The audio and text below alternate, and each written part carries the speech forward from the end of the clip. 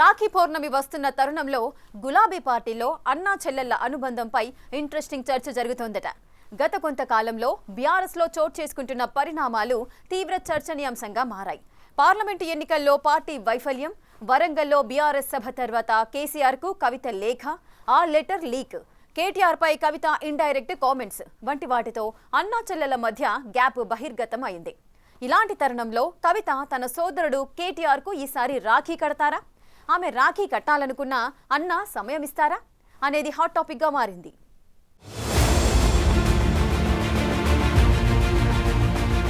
ఈ ఏడాది అన్నయ్య కేటీఆర్ కు కవిత రాఖీ కడతారా లేదా అనేది సస్పెన్స్ గా మారింది. తాజాగా మారిన రాజకీయ పరిస్థితుల నేపథ్యంలో కవిత కేటీఆర్ మధ్య గ్యాప్ విపరీతంగా పెరిగిపోయిందన్న చర్చ నడుస్తోంది. గతేడాది ఢిల్లీ లిక్కర్ స్కామ్ కేసులో అరెస్టై తీహార్ జైల్లో ఉండటం వల్ల కవిత తన అన్నయ్యకు రాఖీ కట్టలేకపోయారు. ఇప్పుడు ఆమె బెయిల్ పై బయటకొచ్చి రాజకీయంగా చురుగ్గా ఉన్నప్పటికీ పార్టీలో ఆధిపత్య పోరుతూ ఆమె పరిస్థితి మాత్రం ప్రశ్నార్థకంగా మారటంతో ఈసారి ఏం జరగబోతోందని అనేది హాట్ టాపిక్ గా మారింది.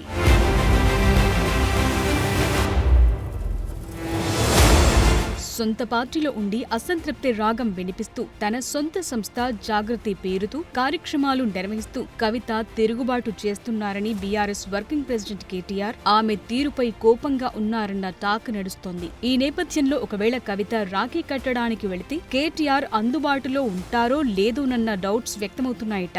సరిగ్గా ఏడాది కింద ఇదే సమయానికి ఢిల్లీ లిక్కర్ కేసులో కవిత తీహార్ జైల్లో ఉన్నారు. సరిగ్గా అప్పుడే అన్న చెల్లెళ్ల ప్రతీక అయిన రాఖీ పండుగొచ్చింది. అప్పటికీ కవిత ఇంకా బెయిల్ పై బయటకు రాలేదు. దీంతో బీఆర్ఎస్ మహిళా నాయకురాళ్లు కేటీఆర్ కు రాఖీలు కట్టారు. కవిత బెయిల్ పై విడుదలైన తరువాత తన సోదరుడి ఇంటికి వెళ్లి రాఖీ కట్టింది. ఏడాది కింద ఆ సీనుంటే ఇప్పుడు కేసీఆర్ ఫ్యామిలీలో పరిస్థితులు భిన్నంగా ఉన్నాయి.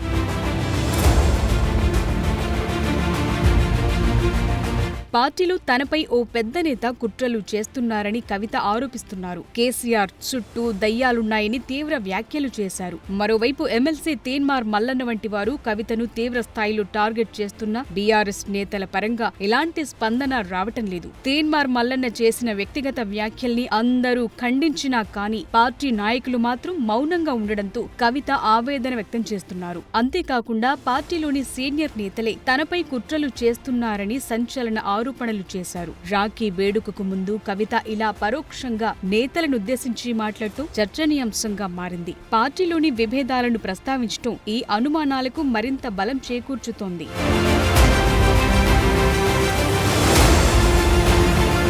కొన్నాళ్లుగా బీఆర్ఎస్ కార్యకలాపాలకు కవిత దూరంగా ఉంటున్నారు. కేసీఆర్, కేటీఆర్ కవితను పెద్దగా పట్టించుకోవటం లేదు. కవిత పేరు ప్రస్తావించడానికి కూడా కేసీఆర్, కేటీఆర్ ఇష్టపడటం లేదని పార్టీ నేతలు చర్చించుకుంటున్నారు. ఇదే సమయంలో బీఆర్ఎస్ నేత మాజీ మంత్రి జగదీష్ రెడ్డి కవితనుద్దేశించి చేసిన ఘాటు వ్యాఖ్యలు పరిస్థితిని మరింత ఉద్రిక్తంగా మార్చాయి. కవిత తాము పట్టించుకోవాల్సినంత నాయకురాలు కాదని జగదీష్ రెడ్డి వ్యాఖ్యానించారు. దీనిపై కవిత తీవ్రంగా స్పందిస్తూ జగదీష్ రెడ్డిని లిల్లీపుట్ లీడర్ గా అభివర్ణించారు. తనపై ఓ పెద్ద నేత కుట్ర చేస్తున్నారని పేరు చెప్పకుండా కేటీఆర్ పై పరోక్షంగా కామెంట్స్ చేశారు కవిత. కవిత ఉద్దేశంలో జగదీష్ రెడ్డి వ్యాఖ్యలు కేటీఆర్ అనుమతితోనూ లేదా ఆయన మెప్పు పొందేందుకో మాట్లాడుతున్నారనేది టాక్. దీంతో అన్న చెల్లెళ్ల మధ్య అంతర్గత విభేదాలు తీవ్ర స్థాయిలో ఉన్నాయనే సంకేతాలు స్పష్టంగా కనిపిస్తున్నాయనేది పొలిటికల్ సర్కిల్స్ లో నడుస్తోన్న చర్చ.